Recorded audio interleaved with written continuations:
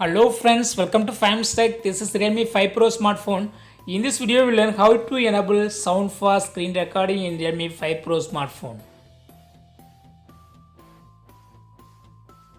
First of all, go to the settings in your phone Realme 5 Pro.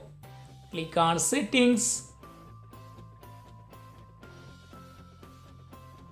Click on system apps. Click on screen recording and turn on this button allow sound recording. So you will have sound when you do screen recording in your phone Realme 5 Pro.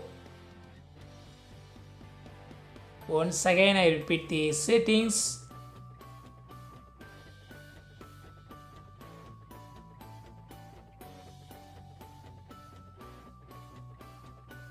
In this way you can easily enable sound for screen recording in Realme 5 Pro smartphone.